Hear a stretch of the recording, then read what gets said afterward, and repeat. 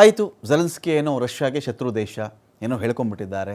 ನಮ್ಮದೇ ದೇಶದ, ಅದರಲ್ಲೂ ಬಿ ಜೆ ಪಿಯ ಪಕ್ಷದ ಮಾಜಿ MP ಸುಬ್ರಮಣಿಯನ್ ಸ್ವಾಮಿ ಕೂಡ ನರೇಂದ್ರ ಮೋದಿಯವರ ರಷ್ಯಾ ಪ್ರವಾಸವನ್ನು ಟೀಕಿಸಿದ್ದಾರೆ. 2ನೇ ದಿನ ಅವರು ಲೇವಡಿ ಮಾಡಿದ್ದಾರೆ ಸುಬ್ರಮಣಿಯನ್ ಸ್ವಾಮಿ ಅವರು. ಏನಂತ ನೋಡಿ, ಮೋದಿ ರಷ್ಯಾಗೆ ಹೋಗ್ತಿರೋದು ಸ್ನೇಹನಾ ಅಥವಾ ಗುಲಾಮ್ಗಿರಿನಾ? ನಮ್ಗೆ ಅರ್ಥ ಆಗ್ತಿಲ್ಲಪ್ಪ ಇದು ಯಾಕೆ ಅಂತ ಕೂಡ ಹೇಳ್ತಾ ಹೋಗ್ತಾರೆ ಸುಬ್ರಮಣಿಯನ್ ಸ್ವಾಮಿ ಅವರು. ಏನಂದರೆ ಮೋದಿ ರಷ್ಯಾನೇ ದಿಗ್ಭ್ರಮೆ ಆಗೋ ರೀತಿಯಲ್ಲಿ ಮಾರಾಟ ಆಗಿಬಿಟ್ಟಿದ್ದಾರೆ, ಸೋಲ್ಡ್.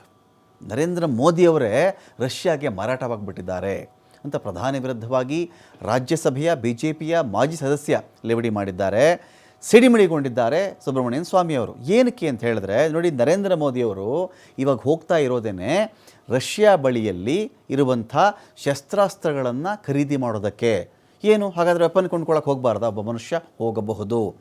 ಬಳಕೆಯಲ್ಲಿಲ್ಲದ, ಕೆಲಸಕ್ಕೆ ಬಾರದಂಥ ಶಸ್ತ್ರಾಸ್ತ್ರನ ಖರೀದಿ ಮಾಡೋಕ್ಕೆ ಹೋಗಿದ್ದಾರೆ ನರೇಂದ್ರ ಮೋದಿಯವರು. ಏನಕ್ಕೆ ಹೋಗಬೇಕಾಗಿತ್ತು? ಇದೇ ಶಸ್ತ್ರಾಸ್ತ್ರವನ್ನು ಇದೇ ರಷ್ಯಾ ತನ್ನ ಸ್ನೇಹಿತ ಚೀನಾಗೆ ಮಾರ್ಕೊಂಡಿದೆ. ಅದು ಹಿಂದೆನೇ 8 ವರ್ಷಗಳ ಹಳೆಯದು ಶಸ್ತ್ರಾಸ್ತ್ರ ಇದು. ಚೀನಾಗೆ ಯಾವುದೋ ಕಾಲದಲ್ಲಿ ಮಾರ್ಕೊಂಡಾಯಿತು.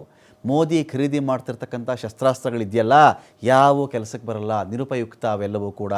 ಚೀನಾ ಏನು ಮಾಡುತ್ತೆ, ರಷ್ಯಾದಿಂದ ಲೇಟೆಸ್ಟ್ ಅಂತ ಯಾವುದಿರುತ್ತೆ ನೋಡಿ, ಹೊಸ ಮಾಡೆಲ್ಲು ಅಂತ ಎಲ್ಲ ವೆಪನನ್ನು ಅಥವಾ ಶಸ್ತ್ರಾಸ್ತ್ರವನ್ನು ಖರೀದಿ ಮಾಡಿಕೊಳ್ಳುತ್ತೆ. ಭಾರತಕ್ಕೆ ಮಾತ್ರ ಕೆಲಸಕ್ಕೆ ಬಾರದ್ದು ಕೊಡುತ್ತೆ. ಇದು ಯಾವ ಭಾರತಕ್ಕೆ ಸಿಗಲ್ಲ, ಹೊಸದ್ಯಾವುದು ಸಿಗಲ್ಲ, ಹಳೆಯದನ್ನು ಇವ್ರಿಗೆ ಮಾರ್ಬಿಡ್ತಾರೆ. ಸಂಸತ್ತಲ್ಲಿ ಇದ್ರ ಬಗ್ಗೆ ಚರ್ಚೆ ಆಗಬೇಕು, ಡಿಬೇಟ್ ಆಗಲಿ. ಯಾವ್ಯಾವ ಶಸ್ತ್ರಾಸ್ತ್ರ ಕೊಂಡುಕೊಂಡ್ರು, ಯಾವತ್ತಕ್ಕದು ಚೀನಾಗೆ ಅವ್ರು ಮಾರಿದ್ದಾರೆ, ಈಗ ನಮ್ಗೆ ಯಾವುದು ಕೊಡ್ತಾ ಇದ್ದಾರೆ, ಚೀನಾ ಬಳಿಯಲ್ಲಿ ಯಾವ ಶಸ್ತ್ರಾಸ್ತ್ರ ಇದೆ. ಒಂದು ವೇಳೆ ಇದೇ ಚೀನಾ ಮತ್ತು ಇಂಡಿಯಾ ಯುದ್ಧ ಆದರೆ ಚೀನಾ ಬಳಿಯಲ್ಲಿ ಅತ್ಯಾಧುನಿಕ ವೆಪನ್ಸ್ ಅವ್ರ ಬಳಿ ಇರುತ್ತೆ, ರಷ್ಯಾದ ಹಳೆಯವೆಲ್ಲವೂ ಕೂಡ ನಮ್ಮ ಬಳಿ ಇರುತ್ತೆ. ಇದು ನ್ಯಾಯನಾ?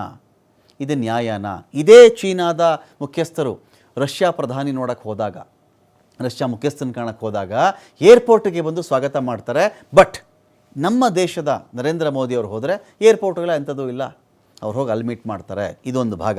ಇದೇ ಯುಕ್ರೇನ್ ಮತ್ತು ರಷ್ಯಾ ಯುದ್ಧ ಆದಾಗ ರಷ್ಯಾದ ಶಸ್ತ್ರಾಸ್ತ್ರಗಳು ಇವತ್ತಿಗೆ ನಾವು ಹಳೆ ಕಾಲದಿಂದ ಮಾತಾಡ್ತೀವಿ, ಭಾರತ ರಷ್ಯಾ ತುಂಬ ಅದ್ಭುತ ಗೆಳೆಯರು, ಯಾವತ್ತಿಗೂ ನಮ್ಮ ಜೊತೆಲಿ ನಿಂತ್ಕೊಳ್ತಾ ಇತ್ತು, ರಷ್ಯಾ ತುಂಬ ಶಸ್ತ್ರಾಸ್ತ್ರ ಹೆಲ್ಪ್ ಮಾಡಿದ್ದಾರೆ. ಸರಿ, ಹಾಗಂದ ಮಾತ್ರಕ್ಕೆ ಇವತ್ತಿನ ಕಳಪೆ ಶಸ್ತ್ರಾಸ್ತ್ರ ನಾವು ಕೊಂಡ್ಕೊಳ್ಬೇಕಾ? ಅದೇ ಆಲದ ಮರಕ್ಕೆ ನೇಣು ಹಾಕೋಬೇಕಾ? ಇಲ್ಲ. ಅಮೇರಿಕ ಬಳಿಯಲ್ಲಿ ಅತ್ಯಾಧುನಿಕವಾದಂಥ ಶಸ್ತ್ರಾಸ್ತ್ರ ಇದೆ, ಅದನ್ನು ಬೇಕಾದರೂ ಕೊಂಡ್ಕೊಳ್ಳಿ. ಅಥವಾ ಚೀನಾಗೆ ಅವ್ರೇನು ಕೊಟ್ಟಿದ್ದಾರಲ್ಲ ಅತ್ಯಾಧುನಿಕ ಶಸ್ತ್ರಾಸ್ತ್ರಗಳು, ಅದನ್ನು ನಮಗಾದರೂ ಕೊಡಲಿ. ಎಲ್ಲ ಹಳೆಯವು ಕೊಟ್ಟರೆ. ಉದಾಹರಣೆ ಏನು ಅಂತ ಹೇಳಿದ್ರೆ, ಇದೇ ಯುಕ್ರೇನ್ ಮೇಲೆ ಇಂಥ ದೊಡ್ಡ ಶಸ್ತ್ರಾಸ್ತ್ರ ಉತ್ಪಾದನಾ ದೇಶ ಯುದ್ಧ ಮಾಡ್ತಿದೆಯಲ್ಲಪ್ಪ, 1.5 ವರ್ಷ ಆಯಿತು, 1.25 ವರ್ಷ ಆಗ್ತಾ ಬಂತು. ಯಾಕೆ ಯುದ್ಧ ಗೆಲ್ಲಕ್ಕಾಗಲಿಲ್ಲ ಅಂದರೆ, ಯುಕ್ರೇನ್ನ ಮೇಲೆ ಇವರು ಬಳಸ್ತಾ ಇರತಕ್ಕಂಥ ಶಸ್ತ್ರಾಸ್ತ್ರ ಇದೆಯಲ್ಲ, ಎಲ್ಲವೂ ಹಳೆಯವು, ಕೆಲಸಕ್ಕೆ ಬಾರದೇ ಇರುವಂಥವು. ಇವರ ಕ್ಷಿಪಣಿಗಳು ಸಿಡಿದಿದ್ದು ಅಷ್ಟಲ್ಲೇ ಇದೆ, ಇವರ ಯುದ್ಧ ಟ್ಯಾಂಕರ್ಗಳು ಕೆಲಸ ಮಾಡಿದ್ದು ಅಷ್ಟಲ್ಲೇ ಇದೆ. ಹಾಗಿದ್ದರೆ ಯುಕ್ರೇನ್ ಪುಟ್ಟ ರಾಷ್ಟ್ರ, ಯಾವತ್ತೂ ಗೆದ್ದುಬಿಡ್ಬೇಕಾಗಿತ್ತಲ್ಲ ರಷ್ಯಾ, ಯಾಕಾಗಿಲ್ಲ? ಅತ್ಯಾಧುನಿಕ ಎನಿಸುವಂಥ ವೆಪನ್ಗಳು ಇವ್ರ ಬಳಿ ಇಲ್ಲ.